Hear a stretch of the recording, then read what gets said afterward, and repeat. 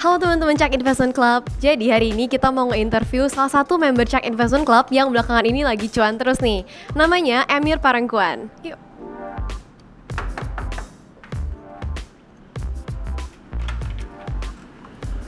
Halo, Rahel ya? Iya. Halo, yuk masuk yuk. Yuk duduk. Kita sambil ngopi-ngopi santai aja. Iya, boleh. Nah, jadi gimana nih, Emir ini kan di grup Cak Investment Club dari kemarin kayaknya pamer cuan terus nih. Lagi cuan terus belakangan bulan-bulan terakhir ini. Alhamdulillah. Sebenarnya pekerjaannya tuh apa sih? Full time trading atau apa? Kalau aku kerjaan di job aku itu aku sebagai investment analyst di Indo Premier, investment analyst / community manager juga di sana. Jadi ya sehari-hari juga emang kerjaannya mantau market, jadi ya sekalian trading aja sih.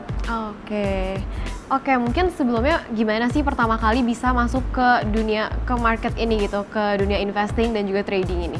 Oke, kalau masuk ke dunia pasar modal ini kan mulainya itu di tahun 2021 ya. Jadi juga masih baru juga ya. Dan 2021 itu waktu itu ceritanya aku baru lulus kuliah. Dan sebenarnya waktu itu rencananya itu justru nggak mau masuk ke pasar modal. Kenapa tuh? Karena dulu sebenarnya karena ini aja sih, emang interest aku waktu itu lagi yang di lain aja.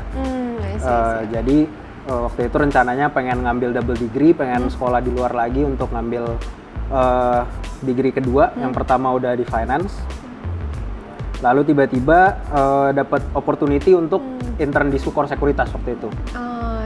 Waktu itu intern di Sukor dan intern 3 bulan itu ternyata selama 3 bulan kecanduan sama pasar modal. Iya.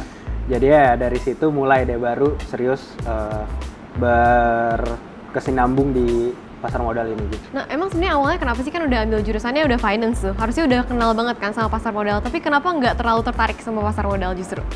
Mungkin karena keluarga aku emang udah ini ya, hampir semuanya pasar modal gitu. Papa juga pasar modal, kakak di pasar modal. Jadi mungkin agak-agak sumpek juga lama-lama kayak iya, denger-dengernya itu terus gitu loh. Jadi lama-lama kayaknya aku pengen try something different gitu lah. I see. Mungkin kan belakangan ini di grup kayaknya sering banget nih muncul nama Emir Parangkuan nih di grup terus-terusan. Kayak banyak juga member lain yang nanyain kayak siapa sih Emir ini. Nah, mungkin gimana sih trading strateginya? Kenapa belakangan ini bisa lagi cuan-cuan terus nih? Oke, mungkin dari trading strategi sendiri sih, strateginya itu aku sebenarnya simple banget ya. Aku cuman trend following aja, swing trading, dan aku cuman trading di saham-saham yang lagi uptrend doang. Jadi cuman bener-bener ngikutin trennya aja. Dan biasanya itu aku analisa cuma di hari Jumat sampai Minggu. Dan di weekendnya doang?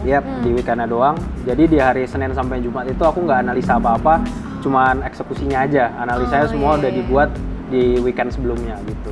Oke, nah mungkin kan kayak tadi dari analisa, kalau misalkan dalam trading atau investing pasti ada gagal ya kan dalam analisa. Nah, pernah nggak sih experience kayak loss yang cukup besar gitu dalam market? Loss yang cukup besar itu baru-baru aja sih. Dari awal trading itu akhir 2021 sampai awal 2023 lah tahun ini. Itu sebenarnya porto aku sideways aja, itu nggak kemana-mana.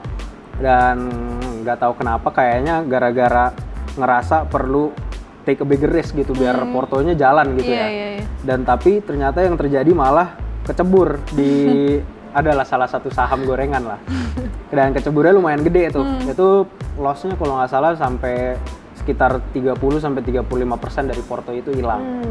Nah, tapi justru dari loss yang gede banget itu, dari situ aku mulai belajar nih nyari strategi yang bener, cara benerin trading psychology-nya juga, dan juga risk management itu sih yang paling penting. Berarti mungkin selama ini tuh nggak pernah main di saham-saham yang gorengan gitu ya, lebih ke tradingnya yang swing aja? Iya, benar sih, benar. Kalau tadi udah ngomongin soal loss yang besar di market, pernah nggak sih gain yang besar banget juga? Pasti pernah dong. Nah, itu boleh diceritain nggak pengalamannya gain yang besar banget ini? Gain yang besar itu ada lah ya beberapa, dan baru bisa gain yang gede ini habis loss yang gede. Jadi kalau misalnya ditanya nyesel nggak waktu itu masuk ke saham ini dan lossnya sekian puluh persen dari porto gitu kan. aku selalu jawabnya itu gak nyesel, karena menurut aku loss yang aku alamin dari particular trade itu ya, lessonnya itu value-nya jauh lebih gede daripada nominal yang aku hilangin. Jadi aku nggak bakal nyesal aku ambil trade itu, karena setelah aku loss gede udah sempat putus asa juga kan, kayak aduh gimana nih, recovery sulit banget kan. Apalagi waktu itu hampir juga loss-nya itu total hampir setengah porto hilang lah. Oh, gede juga ya. Lumayan. Jadi itu kan kalau setengah porto hilang recovery-nya harus 100% kan, baru bener. Break even kan. Jadi setelah loss yang gede itu aku setiap hari jadi banyak belajar, banyak baca buku, banyak dengerin interview dari trader-trader yang udah ternama, contohnya kayak Mark Minervini, Mark Ricci.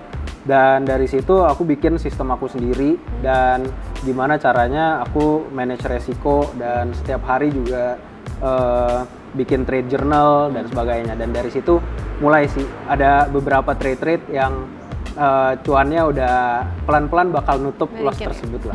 Ya, I see, okay. Uang belajar ya berarti yang tadi itu. Benar banget, yang awalnya loss uang sekolah. Iya. Jadi kan tadi udah bilang ya, kalau misalkan mulai trading itu dari tahun 2021 sampai sekarang. Nah kan bisa dilihat tuh, dari 2021 itu masih pandemi, dan kayak ke sekarang tuh lumayan volatile marketnya. Nah gimana sih caranya nge-adjust strateginya selama tahun-tahun yang volatile ini? Kalau untuk nge-adjust strategi ya, untuk nge-adjust strategi itu biasanya aku kan setiap hari itu aku bikin trade journal kan, biar ketahuan loss-nya di saham apa aja, dan average gain berapa, average loss berapa, dan sebagainya gitu ya. Jadi misalnya kalau di log aku udah lihat biasanya sekitar 3 trades in a row, kalau misalnya aku loss itu aku bakal size down. Oh iya. Size down-nya biasanya aku bakal cut setengah atau seperempat, tergantung loss-nya seberapa gede juga. Jadi kalau misalnya udah lagi losing streak gini, aku langsung size down, dan kalau misalnya udah mulai cuan-cuan lagi, baru aku berani size up lagi gitu sih. Okay. Nah mungkin kan tadi udah sempet cerita juga nih soal yang loss yang cukup besar gitu ya di market. Ada nggak sih tips yang mau dikasih ke orang-orang yang mungkin sekarang baru belajar dari nol gitu, supaya nggak do the same mistake as you did gitu? Oke. Kayaknya yang paling penting itu harus banyak baca buku sih. Menurut aku paling penting itu baca buku, walaupun emang iya, banyak yang sebenarnya aku juga agak-agak enggan gitu kan, pengen baca buku, kayak apalagi kalau bukunya tebel-tebel kan. Cuma dari baca buku itu juga ngelatih disiplin kita sebagai trader gitu. Jadi dari kita baca buku, ilmunya dapet dan disiplinnya juga dapet. Jadi yang pertama baca buku, dan kedua itu menurut aku trade pakai lot-lot yang kecil dulu, dan bikin trading journal. Trading journal itu menurut aku penting banget. Di trading journal, dan juga harus track average win, average loss, percentage winning trades-nya berapa, sama net expectancy. Nah, net expectancy ini maksudnya kalau misalnya kita bikin 100 atau 1000 atau 10.000 trade, kita bisa expect bakal cuan apa enggak. Nah biasanya itu kalau expectancy-nya yang positif, itu secara average gain harusnya lebih besar dari average loss kita berapa secara percentage ya. Walaupun percentage winning trade-nya itu mungkin kecil, sekitar misalnya 20 atau 30%, expectancy kita masih bisa positif kalau misalnya money management kita jalan. Jadi kita bisa ngatur position sizing kita itu berapa. Oke. Nah, mungkin kalian udah bilang harus banyak baca buku juga ya. Nah, bukunya ada nggak sih yang direkomendasiin gitu, yang bagus banget ya buat belajar? Buku yang paling bagus yang menurut aku ini sejauh ini aku baca itu judulnya Think Trade Like a Champion by Mark Minervini. Itu sebenarnya buku yang pertama aku baca setelah aku loss yang 35% itu dari Porto. Itu buku pertama yang aku baca, dan itu langsung ngubah outlook aku kayak gimana sih dalam trading ini. Mungkin kan selama ini Amir nih lagi aktif banget nih di grup Cak Investment Club ya. Kenapa sih tiap kali mention saham di grup, sahamnya tuh langsung gerak, pasti gerak aja? Kenapa ya? Gue juga nggak tahu tuh kenapa tuh. Iya, jadi sebenarnya itu juga kebetulan aja kali ya. Tapi kayak yang tadi udah aku bilang kan aku biasanya analisa itu over the weekend ya. Iya. Jadi saham-saham yang aku sebut di grup Cak itu pastinya udah selalu aku analisanya itu dari weekend. Iya. Jadi aku weekend analisa, biasanya aku pasang screener di TradingView. Screenernya simpel-simpel aja sih, cuman berdasarkan moving average sama market cap aja. Yang moving average itu tujuannya untuk nyari saham-saham yang uptrend pertama. Kalau market cap itu untuk ngilangin saham-saham yang terlalu gorengan, jadi yang nggak terlalu volatile lah. Dan biasanya dari screener itu kan biasanya kalau kita nyari-nyari saham di bursa kan banyak banget ya. Iya. Ada sekitar 800-an saham kali. Jadi melalui screener itu dikurangin jadi mungkin cuman 20-30 saham. Jadi dalam minggu itu aku juga trading cuman di 20-30 saham itu aja. Ya lebih gampang juga ya jadinya. Yap. Nah mungkin kan selama ini trading pasti ada dong punya trader favorit di Indo dan di luar gitu. Mungkin dari yang Indo dulu deh. Yang di Indo ada trader favorit siapa sih? Kalau di Indo itu trader favorit aku agak lupa sih sebenarnya namanya ya. Cuma nama Instagramnya itu cuan tiap hari. Nah biasanya aku kalau dari segi trading psychology, risk management dan juga trading setup itu menurut aku cocok gitu loh ngelihat punya dia. Jadi aku agak-agak ngikutin dia juga, tapi yang pasti nggak ngikutin 100% ya. Cuman terinspirasi bener. Oke, kalau yang dari luar? Kalau yang dari luar udah pasti Mark Minervini, karena dari bukunya itu ngerubah trading game aku 100% sih, turnaround-nya 180 derajat. Nah sekarang ini setelah cuan berkali-kali nih selama bulan ini ya, win streak-nya kayak banyak banget. 3 saham favorit sekarang ini apa sih? Dan kenapa alasannya? Oke, 3 saham favorit aku itu sekarang yang nomor 1 Auto, nomor 2 Cevin, nomor 3 DRMA. DRMA. Nah, kenapa nih? Auto kenapa?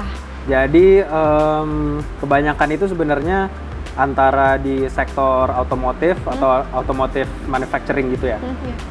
Sebenarnya menurut aku emang karena sektornya itu lagi jalan banget ya. Iya benar. Dan contohnya itu kayak salah satu saham otomotif juga waktu itu IMAS kemarin. Iya. Itu dalam sebulan dia naiknya itu kalau nggak salah 180% gitu ya. Iya, terakhir. Dan nggak cuma IMAS doang nih yang jalan, kayak Auto sama DRMA itu juga menurut aku jalannya masih panjang lah.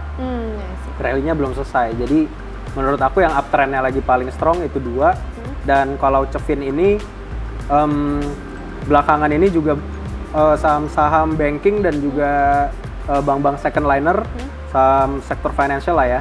Itu juga lagi mulai jalan kayak kalau BBHI, tapi BBHI mungkin terlalu gorengan ya. Jadi salah satu menurut aku yang liquidity-nya juga cocok itu Cevin. Oh iya. Oke, jadi sekarang aku bakalan nanya kayak beberapa question yang gampang gitu. Jadi jawabnya cepet aja nih. Siap. Nah, jadi yang pertama nih, mau nanya swing trading atau scalping? Swing. Swing. Saham atau kripto? Saham. Sektor favorit sekarang apa sih? Otomotif. Oke, mungkin itu aja sih pertanyaan-pertanyaannya. Thank you so much sudah ngeluangin waktu ya di hari ini. Sama-sama. Dan buat teman-teman Cak Investment Club, see you next time.